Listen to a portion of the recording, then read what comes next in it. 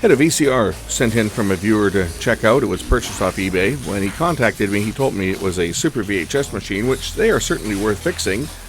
But when this one arrived, it's not a Super VHS, it's just a VHS HiFi. So let's see what the problem is. This is a JVC HR-A61U that was sent in from a viewer who purchased it off of eBay. Said he was sending me a Super VHS machine, but this is not a Super VHS machine. This is just a standard VHS. No SVHS logo. Says it does not work, wants me to check it out and see what's wrong with it. Hope we didn't pay too much for it because this is just a basic machine. They go for typically $15 at the second-hand store. And it says it doesn't work. So let's put a tape in it and see what happens.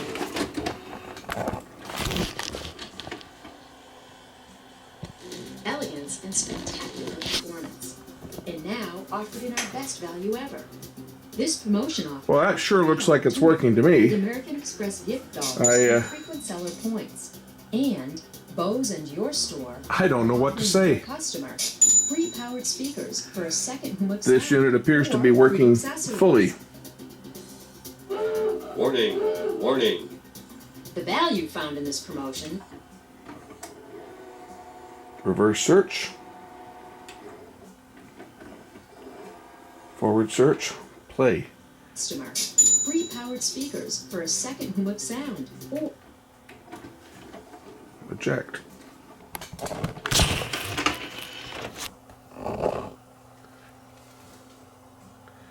Well, this one certainly doesn't appear to have a problem, or does it?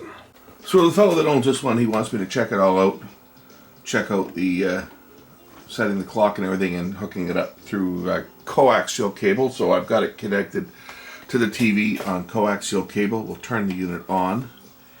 And well, first of all, try playing a tape. And it switches over to VTR mode.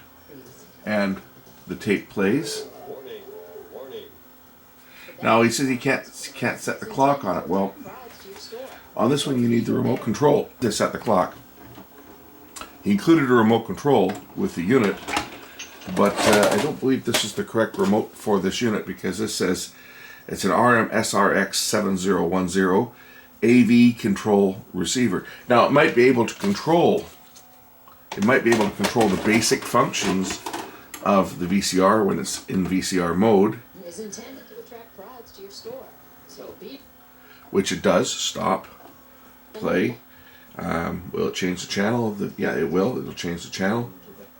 So I can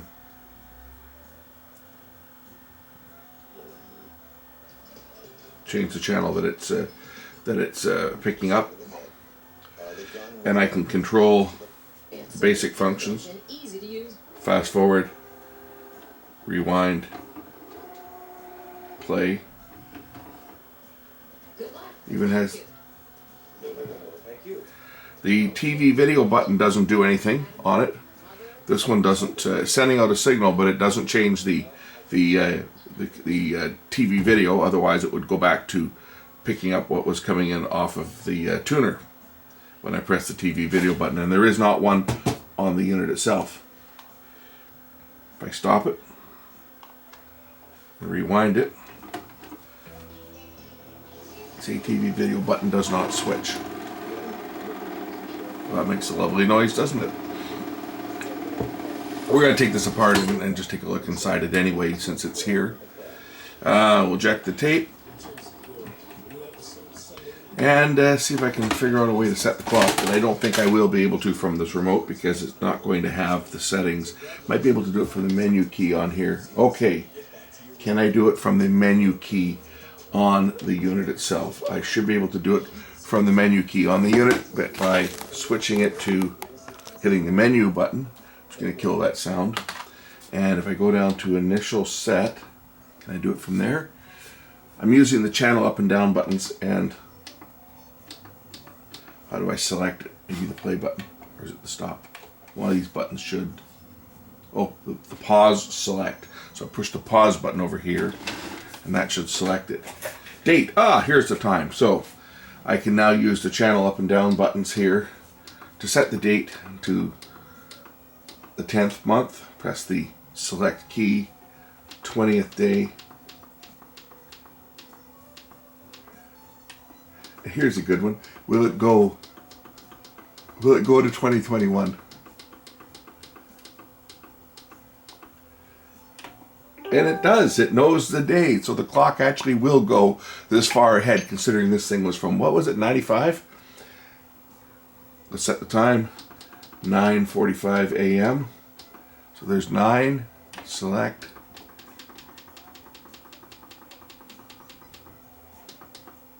And then select. And then to get out of this, I press menu. Now, if I turn this off, if I turn off the power, it says 9:45 on the display here on the front of the unit. So that has that part set. Again, there's no way to switch it to TV video. It's going to display the tuner picture. There's no way to switch it to the video mode. I got to get off that because I don't want that picture to give me any problems. I guess it came off of YouTube. There's no way to switch this to, looks like, the video mode through the RF. The RF switch does not work because this is not the correct remote. This is a universal remote. And even though it has a TV video button, that's probably to change the TV video for a TV, like to change inputs. It's not switching TV video for the VCR, even though it's in VCR mode. So that doesn't work. I don't think any of the other buttons probably work on here either. Like the numeric buttons, for example. Do they work? Yes, they do. I just don't see it on the TV because I'm not in video mode, but I can see the channel numbers lighting up on here, on the display. The channel button works there.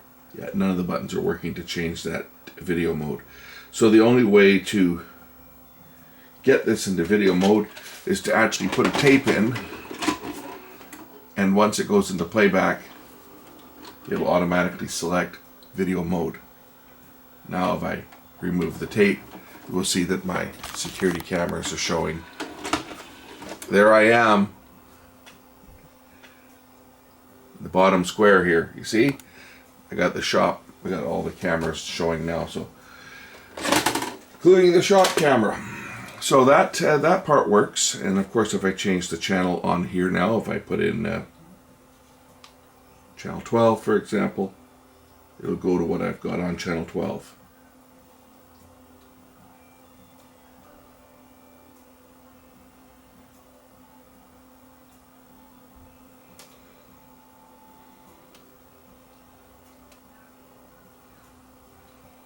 So that part works. Let's pull the unit apart and just give it a quick inspection. Here's the inner workings of this VCR. I'm just looking at the chassis. A lot of plastic in here, like that arm. This is how they ended up when they were getting closer to the end of the production. There's a gear down here that's used to, you can turn this gear to operate the loading mechanism down the side here. That's what you turn to get a tape out if a tape is jammed. You turn the loading motor and then turn that gear. So I will clean the heads.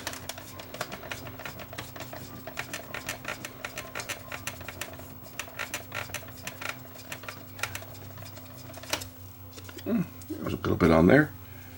And we'll clean the rest of the transport.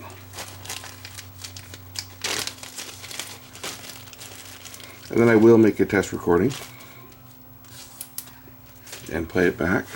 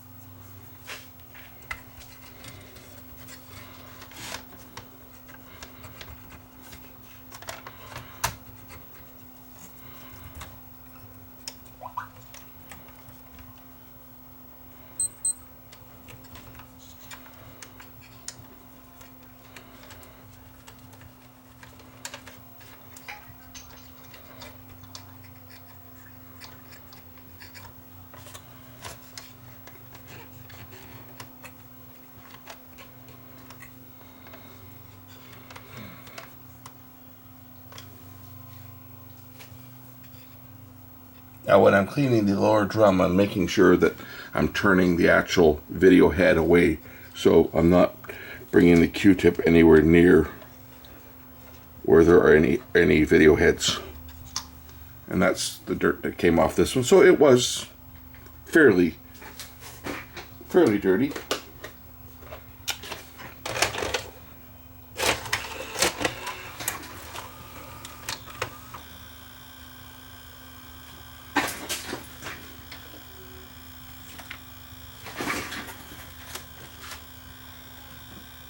This is just the Bose tape.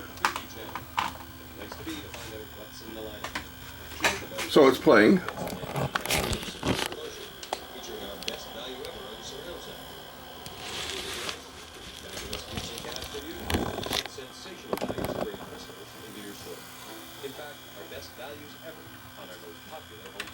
I'll find a tape that I can record on. So I'm just going to record some test material with some music on here because I want to be able to listen to how the music sounds, but it's not royalty free, so I won't be able to play it. But see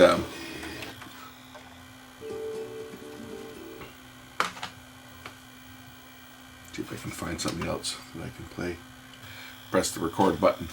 One thing I can't do is I don't know that I can change the speed on this without the original remote, which this is not. I don't know whether that can be done through the menu. It might be able to be done through the menu. We'll check that out. So I'm just going to record this for a couple minutes. And of course, shut off the sound. And then I'll see whether I can change this down to the EP speed using the menu button on the front. So let's let this record for a few seconds here. That should be enough, and let's see whether if I stop it, if I press the menu button, can I set it down to the EP speed? It might be under function set. It won't be under program set, that's for sure. Function set, it might be there. And auto timer, superimpose second audio, or audio monitor. No, it won't be there. Let's see here. Audio monitor is set to the HiFi channel, that's good. There's no way to change the speed on this without the real remote control. So as far as recording, if the guy that owns this is going to do any recordings, unless he has that original remote control, he is stuck with recording in SP. At least it's not EP. Like Panasonic, I remember you unplug them and you plug them back in and they would go to the EP speed. And you needed the remote to change it to SP or LP. Panasonic had all three speeds. This one here will only have two speeds, but at least it's in the SP speed. So let's just play back the recording I made, and we'll see how it looks and how it sounds. And I'll only be able to show a few seconds of this. So let me get it queued up. And it's recording and it's playing. Unfortunately, that's about all I can show of that. The late, great Stevie Ray Vaughan. And he performed it, I think that was Montreux that I've got. Anyway, yeah, this machine is working. So it was, I'd say a viewer bought it off of eBay and sent it to me to check out because he couldn't get it to run. But, well, part of the reason why he wasn't getting it to run properly is because it was supplied. I don't know if he got this remote with it. I'm assuming that this remote was sent with it. And it's not the correct remote, so it doesn't have all the features. It does not have the TV video button. That does not work. You can see that it's sending out a signal, but it has no effect on the device itself because it's not the right code, and does not have a speed selector on here. There's no way to change the speed selector. The clock can be set using the menu button. Menu, channel set, and the pause button over here is what you select to go through the menus. So that can be done the same with setting up the analog tuner. Obviously, a box like this, there's no analog broadcasts anymore. A recorder like this, if you're wanting to record off of air, you're going to have to use a converter box. And I didn't check this, but yes, it can select the auxiliary input. So by using the channel buttons on the front, right? Channel, like it's currently just got 4, 5, 9, 67, and 70, 96 in there. That's just what's stored in it. I haven't changed anything. And auxiliary, so it can be used to record from a line input. We can check that out. I can plug something into there if we want to check out the line input on it and make sure that that part's working. Well, the unit's here, I'll also clean the mode switch on it. Just give it a general servicing since it's already here before we button it up and do the final test on it.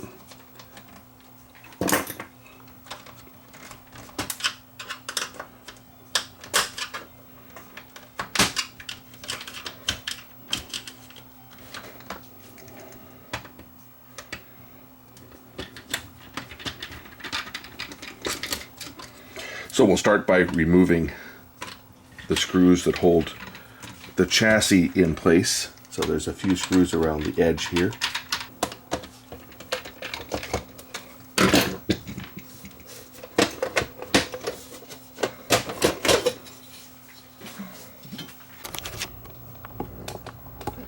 This is one of the ones you got to remove the board from in order to service the bottom of the chassis. So I've got the screws out, I've got the undoing the plugs for the boards on the front, and I should now be able to, if I release the plastic tabs here, lift the whole, I think I've got all the screws out, the whole chassis should lift out now.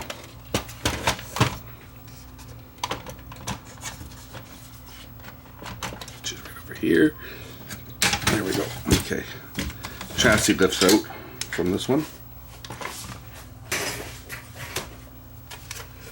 To release the board, it's held in place with plastic clips like these that hold the board down. Hold the chassis down to the board.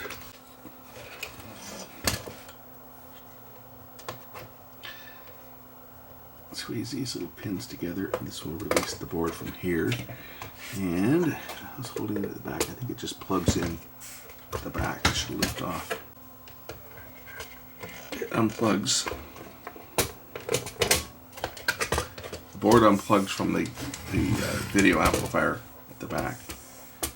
But there are some cables, or are some straps that are soldered down, such as the one for the audio control head and the head drum. These are soldered on, so they can be unplugged here and on the heads themselves. So I can unplug these. Just pop the clip open and unplug it. Same as over here. Now the board can be moved aside. Here's this ugly mechanism. At least the belts aren't in bad shape. But the mode switch is right there. And the only way to change the mode switch or to clean the mode switch on this machine is to basically strip the entire mechanism apart. This was one of the throwaway JVCs. The mode switch is actually underneath the cam gear. The only way to clean it is you have to take this entire mechanism apart. Everything has to come off to get the cam gear out of there in order to get into the mode switch to clean it. And I'm just going to try and spray some cleaner into the switch itself around the side here, because there's not a snowball's chance in hell that I'm going to spend the time needed to strip this machine down and take that mode switch out to clean it.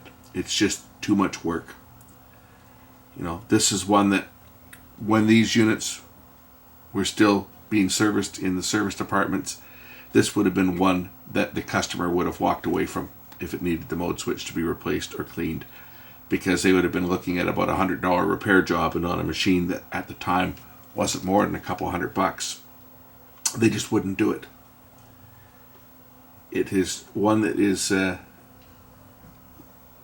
for JVC. This is where they got the name Junk Very Cheap, was this chassis. Very difficult to do anything to, and a lot of plastic, but just time consuming to take it apart, because you've got to take off the front loader, you got to take out This retainer, take out the main cam. I believe this has to come out too, the capstan motor, because it traps it in place. Oh, it's a huge job. So I'm just going to spray some cleaner down into the switch itself.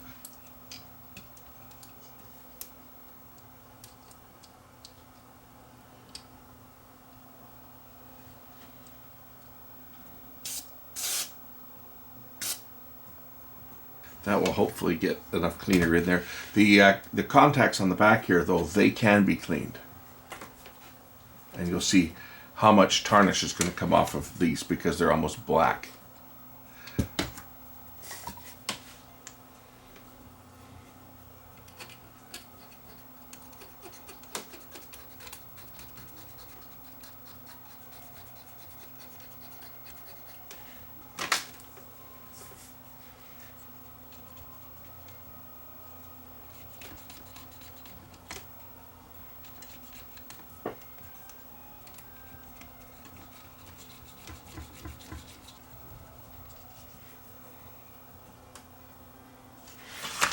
Got some dirt off of it. And corrosion.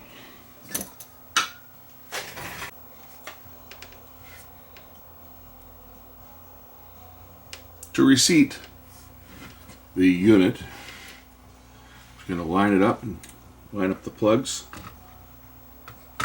And drop the board back or drop the chassis back in. It's a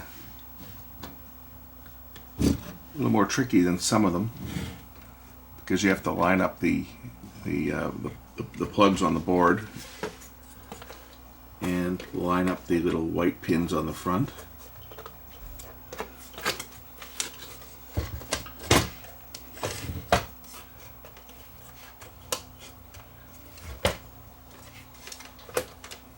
There's that one, and then there's this other one over here.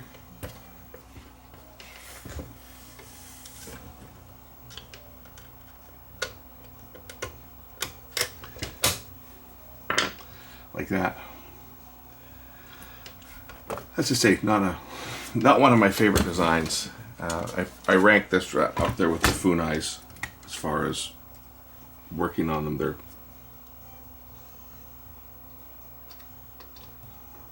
kind of a pain in the ass to work on.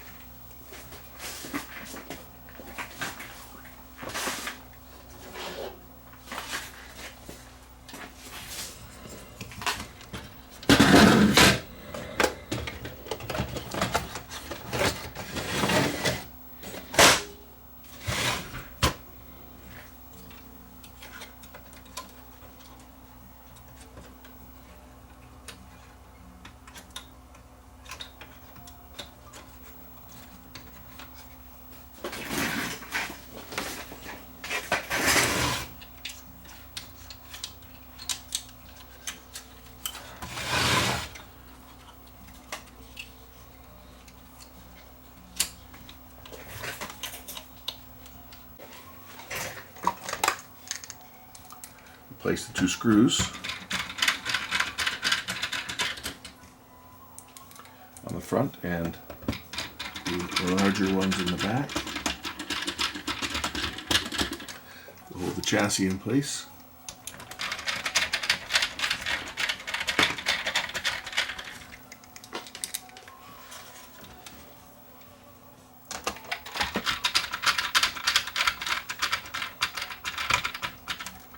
Now, if everything is lined up properly, everything should work. Front panel on, we've got to remember to open the door so that we clear the lid lifter. And the front panel will just pop on just like that. Okay, I guess the unit's now ready to test. Fingers crossed that I put everything back together correctly. Power. And I'll plug it into my monitor.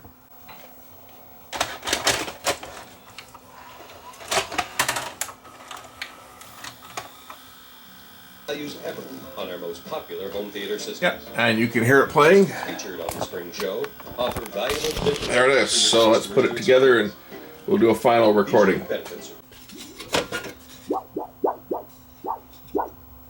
Sound effects.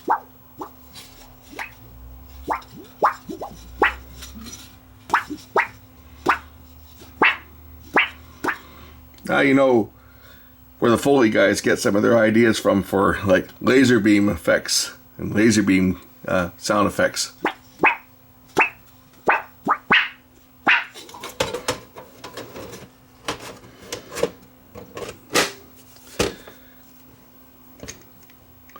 You know, so there's a ground electrode there for the tuner that grounds the bottom cover through that strap, that electrode, which also grounds the top cover and grounds the metal chassis here, so that to mitigate interference when the top cover's on, it's making a connection right there. It bites into it. It's got teeth on it, and it kind of bites into the top cover. I think it's right there, actually.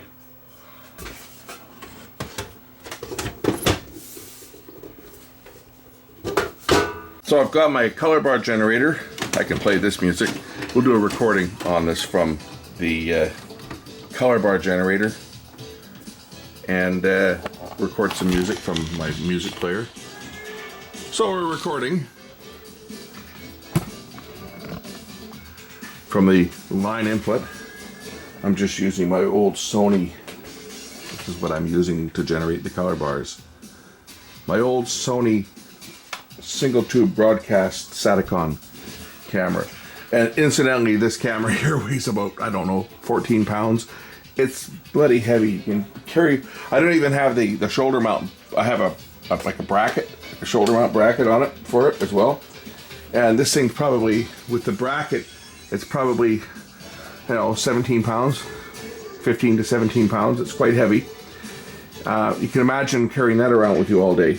And of course, that was just the camera, because you see the recorder plugged into here, and it was a 3/4 inch machine, which I have.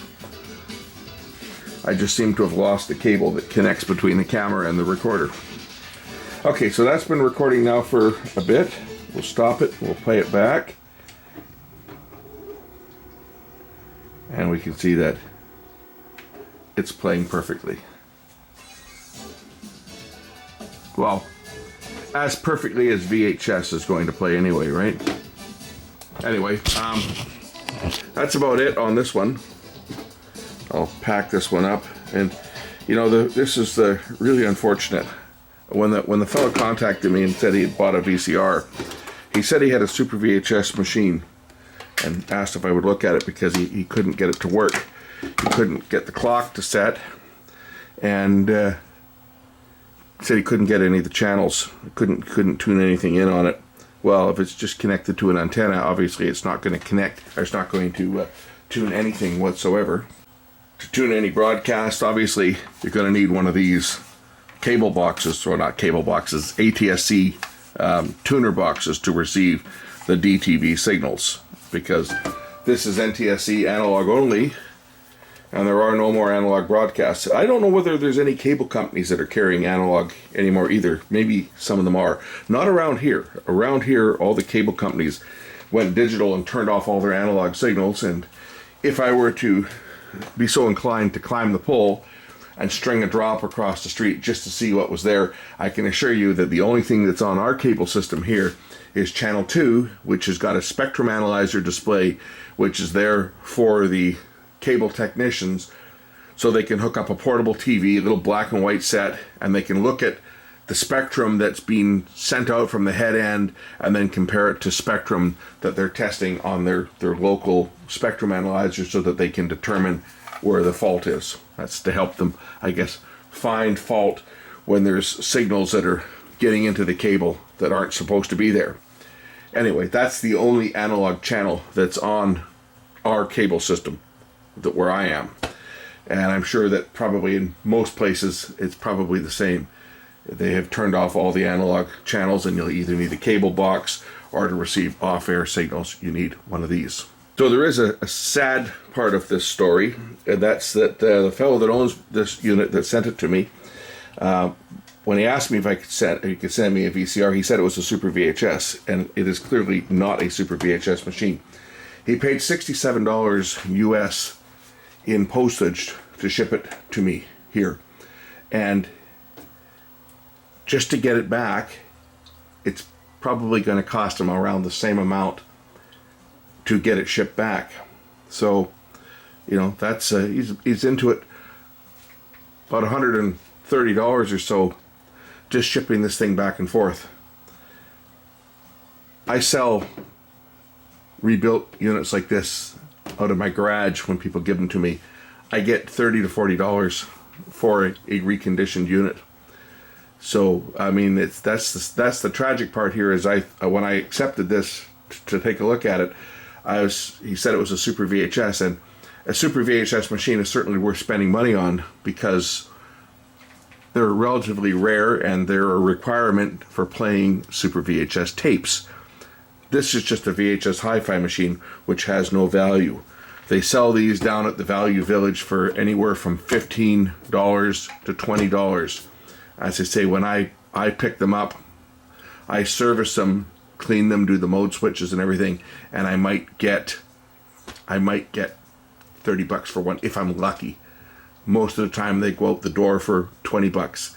I just got $20 for that Panasonic machine that I serviced last week, and a couple of other ones. The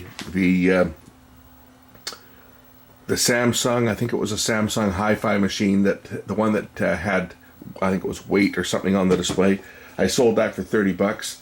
I sold another one, a Panasonic, just a four-head non-Hi-Fi. I got $20 for that. That's what these things are worth. They're not worth anything, really. And so this fella here, by the time he gets this thing back, just in shipping, he's paid far more than the unit is worth. That's it for this one. Thanks for watching.